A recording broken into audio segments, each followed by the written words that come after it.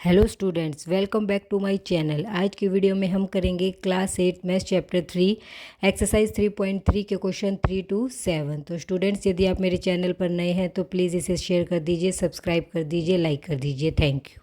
हम करेंगे question number 3। तो लास्ट वीडियो में आपने देखा था हमने क्वेश्चन नंबर 1 और 2 किए थे। अब हम कर रहे हैं क्वेश्चन नंबर 3। तो देखिए क्वेश्चन नंबर 3 में हमसे क्या पूछा गया है। Can a quadrilateral ABCD be a parallelogram. हमें क्या लेना है, हमें एक क्वाड्रिलेटरल लेना है।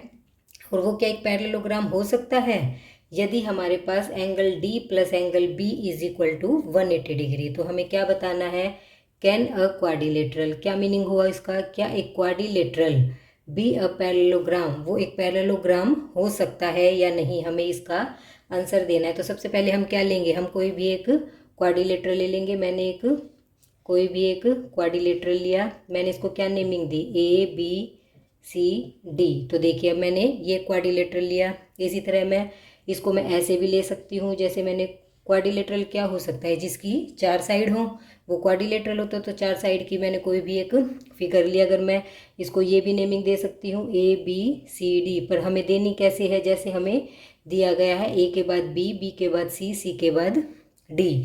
या फिर मैं इसे ऐसे भी लिख सकती हूँ ABCD। आप इसे किसी तरह भी ले लीजिए, पर नेमिंग हमें ABCD इस तरह से लेनी है जो हमें गिवन है। अब हमें क्या प्रूव करना है कि angle D plus angle B।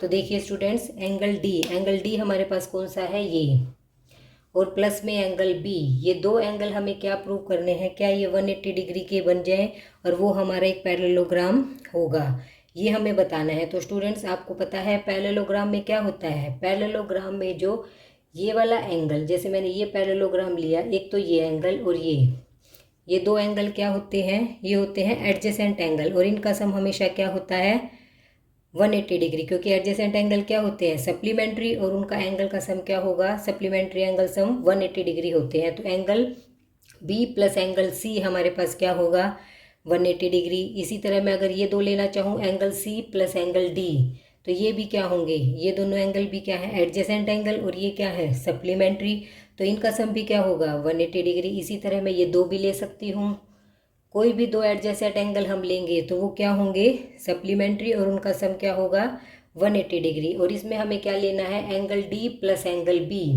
ये कौन से हुए स्टूडेंट, ये हुए हमारे ओपोजिट एंगल, इनका सम क्या हमारा 180 डिग्री हो और ऐसा पैरेललोग्राम हम ले सकते हैं। तो क्या आएगा, यस, ऐसा पैरेललोग्राम हम कब कब हम लेंगे। देखिए इन दोनों का सम क्या 180, इसका और इसका सम भी 180, इसका और इसका सम भी 180, और इसका और इसका सम भी 180। तो ऐसा कब पॉसिबल है, ऐसा जब पॉसिबल है जब हमारे पास सारे एंगल्स क्या होंगे इक्वल, और when it is a square, जब हमारे पास क्या होंगे सारे एंगल इक्वल होंगे, और सब सारे एंगल इक्वल होंगे तो इसका मतलब सारे एंगल क्या होंगे 90 डिग्री के। तो स्क्वायर की फिगर में हमारे पास स्क्वायर की फिगर में हमारे पास ये पॉसिबल है, क्योंकि स्क्वायर में क्या होता है हमारे पास सारे एंगल क्या होते हैं 90 डिग्री के। तो इसमें क्या होगा, ये दोनों एंगल क्या हो जाएंगे इक्वल, और साथ में पैरेललोग्राम की ये कंडीशन भी फुलफिल होनी चाहिए कि इसका और इसका सम भी क्या होना चाहिए 180 डिग्री। तो पैरेललोग्राम में होता है कि एडजेसेंट एंगल का सम क्या होता है 180।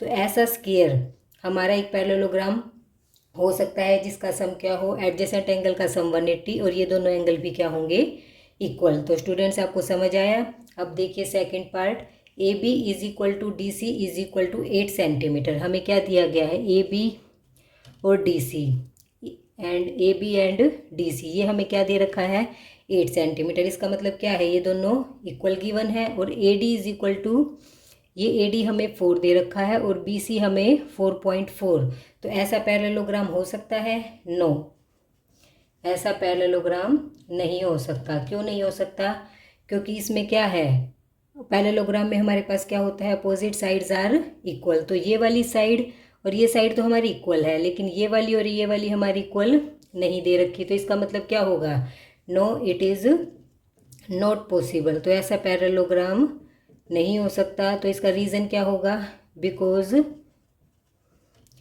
इसकी क्या है AD is not equal to B C, क्योंकि हमें ए डी और बी सी इक्वल नहीं दे रखे। और पैरेललोग्राम में क्या होता है, ऑपोजिट साइड्स आर इक्वल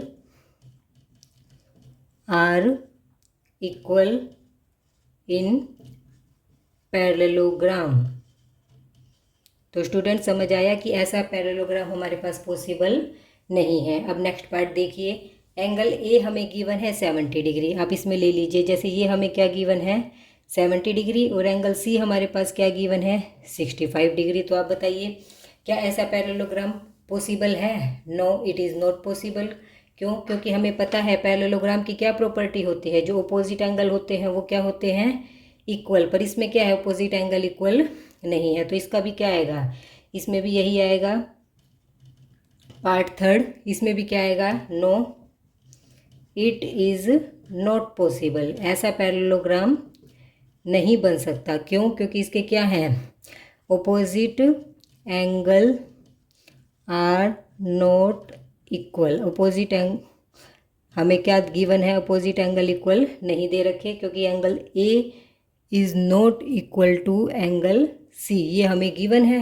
और पैरेललोग्राम में क्या होता है हमारे पास, पैरेललोग्राम में ऑपोजिट एंगल आर इक्वल। इसमें हमें गिवन है कि एंगल ए है वो एंगल सी के इक्वल नहीं है, इसलिए ऐसा पैरेललोग्राम पॉसिबल नहीं है।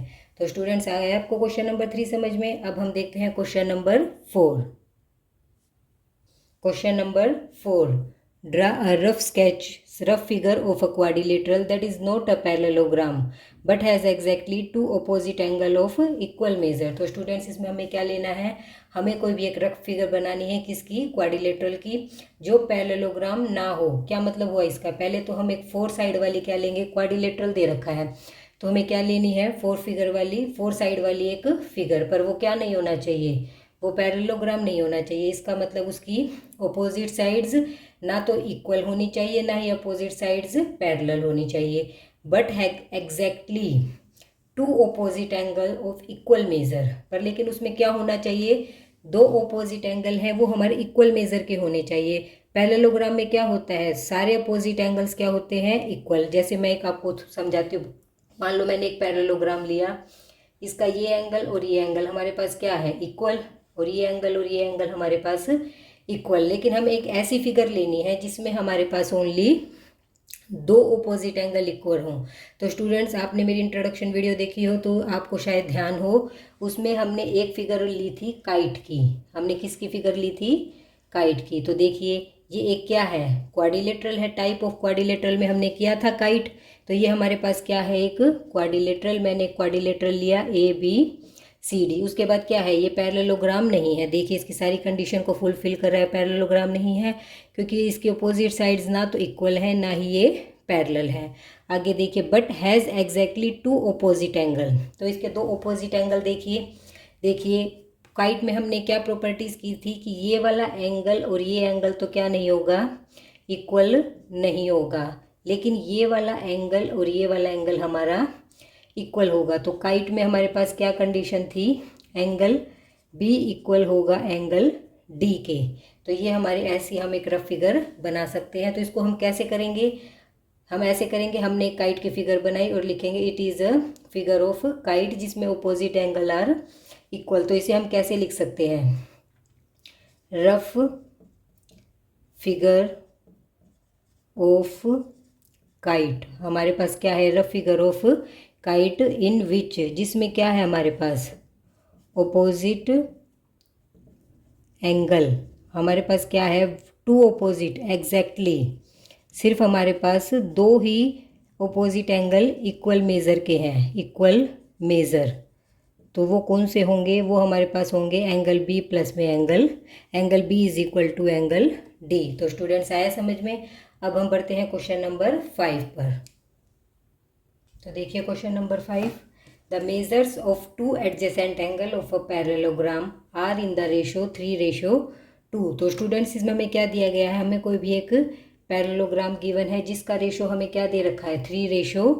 तो इसका मतलब क्या हुआ, अगर एक एंगल हमारा 3 का मल्टीपल है तो दूसरा एंगल हमारा 2 का मल्टीपल है। Find the measure of the angles of the parallelogram. हमें क्या बताने हैं पैरेललोग्राम के एंगल। तो सबसे पहले हम क्या कर लेंगे, मान लेंगे let the measure of angle of a parallelogram, उसका मेजरमेंट क्या होगा 3x रेशो 2x। हमने क्या मान लिया उसका 3x और 2x मान लिया उसके एंगल। और अब हमें क्या पता है, मान लो हमारे पास ये एक पैरेललोग्राम है और इसका हमें ये पता है कि हमारे पास जो एंगल्स होते हैं measure of adjacent angle, measure of adjacent angle, हमारे पास एडजेसेंट एंगल ये है, ये वाला और ये वाला। और हमें पता है एडजेसेंट एंगल क्या होते हैं हमारे पास सप्लीमेंट्री, और उनका सम क्या होता है 180 डिग्री। तो हम क्या लिख सकते हैं 3x + 2x is equal to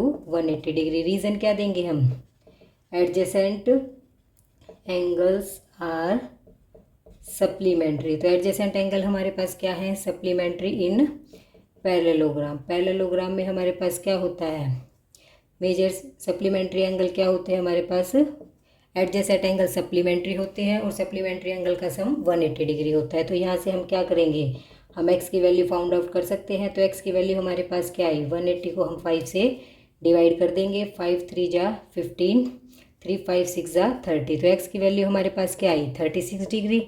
तो अब हमारे पास x की वैल्यू आई और अब हमें क्या निकालने हैं एडजेसेंट एंगल। तो हम निकालेंगे 3x is equal to 3 multiply 36 और साथ में हम निकालेंगे इज इक्वल टू 3 से मल्टीप्लाई कर दीजिए, 3 6 जा 18, 3 3 जा 9 और 1 10, 110। इसी तरह 2x निकालेंगे तो 2 मल्टीप्लाई में 36 इज इक्वल टू 72। तो हमारे पास क्या आ गए दोनों एडजेसेंट एंगल आगे जो हमें फाइंड आउट करने थे। स्टूडेंट आपको समझ आया? तो देखिए मैं फिर से रिपीट करवा रही हूँ। हमें रेशो दे रखा है एक पैरेललोग्राम में और वो भी किसका रेशो है एडजेसेंट एंगल का। तो स्टूडेंट्स रेशो का क्या मतलब होता है कि उन दोनों में क्या कॉम्बिनेशन है कि एक एंगल अगर हमारा 3 का मल्टीपल है तो दूसरा हमारा 2 का मल्टीपल होगा। तो इसमें हम क्या करेंगे, हमें पहले इसको लेट करना पड़ेगा, मानना पड़ेगा कि भाई एक एंगल की वैल्यू मेजरमेंट हमारे पास 3x है तो दूसरे की मेजरमेंट 2x है और दोनों ये हमारे पास एडजेसेंट एंगल हैं। तो क्या होगा एडजेसेंट एंगल हमेशा सप्लीमेंट्री होते हैं कब पैरेललोग्राम में, तो उनका सम क्या होगा 180 डिग्री। तो 5x हमारे पास क्या आ जाएगा 180। यहाँ से हम x की वैल्यू फाउंड आउट करेंगे और फिर हम 3x एंड 2x, क्योंकि हमारे एडजेसेंट एंगल तो 3x एंड 2x थे तो हमें इनकी वैल्यू फाउंड आउट करनी पड़ेगी। तो ये दो हमारे पास एडजेसेंट एंगल आ चुके हैं। तो स्टूडेंट्स 5 नंबर क्वेश्चन हमारा कंप्लीट होता है। अब हम करेंगे question number 6। Question number 6, 2 adjacent angle of a parallelogram have equal major. तो स्टूडेंट इसमें क्या पूछा, क्या दिया गया है कि हमारे पास एक पैरेललोग्राम गिवन है। तो हम एक पैरेललोग्राम ले लेते हैं, उसमें क्या दे रखा है हमारे पास 2 एडजेसेंट एंगल। 2 एडजेसेंट एंगल कौन से हुए, जैसे मैंने इस फिगर को नाम दिया ABCD और इसमें क्या दे रखा है कि इसके जो 2 एडजेसेंट एंगल हैं, जैसे मैंने ये 2 क्या लिए एडजेसेंट एंगल और इनका मेजर क्या है इक्वल। इसका मतलब क्या दे रखा है हमारे पास एंगल A इक्वल दे रखा है एंगल B के। तो हमें मेजरमेंट बतानी है पैरेललोग्राम के अंदर हर एंगल की। तो स्टूडेंट्स देखिए अब हमारे पास हमें पता है पैरेललोग्राम में हमारे पास क्या होता है जो ओपोजिट एंगल्स होते हैं, जैसे हमारे पास ये क्या है ओपोजिट एंगल, तो ये हमारे पास क्या होते हैं इक्वल। इसी तरह एंगल B भी हमारे पास क्या होता है एंगल D के इक्वल। तो देखिए हम क्या लिख सकते हैं इन अ पैरेललोग्राम, पैरेललोग्राम में हमारे पास क्या है एंगल A इक्वल है एंगल C के, क्योंकि क्या है ओपोजिट एंगल्स क्या होते हैं इसमें इक्वल, ओपोजिट एंगल हमारे पास इक्वल होते हैं। इसी तरह एंगल B इक्वल है हमारा एंगल D के, इसमें भी यही है कि ओपोजिट एंगल इक्वल होते हैं। साथ में हम लिख सकते हैं इन अ पैरेललोग्राम। तो स्टूडेंट्स आया समझ में? और साथ में हमें क्या है और एक और कंडीशन क्या होती है कि angle A plus angle B is equal to 180 degree. ये भी हमारी कंडीशन होती है इसमें पैरेललोग्राम में, क्योंकि एंगल A और एंगल B दोनों क्या हैं एडजेसेंट एंगल हैं और एडजेसेंट एंगल क्या होते हैं सप्लीमेंट्री। तो इसका मतलब क्या हुआ ये सप्लीमेंट्री है तो इनका सम क्या होगा 180 डिग्री। तो स्टूडेंट्स एंगल A और एंगल B हमारे पास 180 डिग्री है और एंगल A इक्वल दे रखा है हमें एंगल B के, ये हमें गिवन है, ये हमें गिवन है कि एडजेसेंट एंगल है वो इक्वल मेजर के हैं। तो इसमें हम क्या कर सकते हैं, एंगल ए और एंगल बी को इक्वल रख सकते हैं। तो हमारे पास क्या आ जाएगा, 2 angle A is equal to 180 degree और angle A is equal to हमारे पास 90 डिग्री।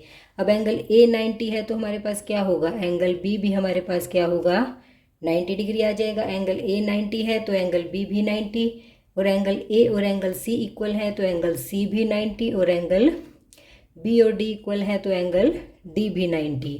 तो हमारे पास स्टूडेंट्स चारों एंगल्स क्या आए, चारों एंगल हमारे पास 90 डिग्री के आए। और ये कब पॉसिबल है, जब हमारे पास ये एक स्केयर हो। स्केयर में ऐसा होता है जब जिसमें चारों एंगल क्या होते हैं हमारे 90 डिग्री के। तो स्टूडेंट्स आपको समझ आए मैंने सारे एंगल्स कैसे फाइंड आउट किए। जैसे मैंने एंगल ए और बी लिया है तो इसी तरह मैं बी और सी भी ले सकती हूँ। हमें क्या लेना है, हमें सिर्फ एडजेसेंट एंगल लेने हैं। तो इसमें हम कोई भी दो एडजेसेंट एंगल ले सकते हैं और उनका सम हम क्या रखेंगे, 180 डिग्री। फिर कोई भी दो अपोजिट एंगल बी और डी भी ले सकते हैं, ए एंड सी भी ले सकते हैं, और उससे हम क्या फाइंड आउट कर सकते हैं, चारों एंगल्स की वैल्यू। आई होप आपको ये क्वेश्चन अच्छे से समझ आया। अब हम करते हैं क्वेश्चन नंबर 7।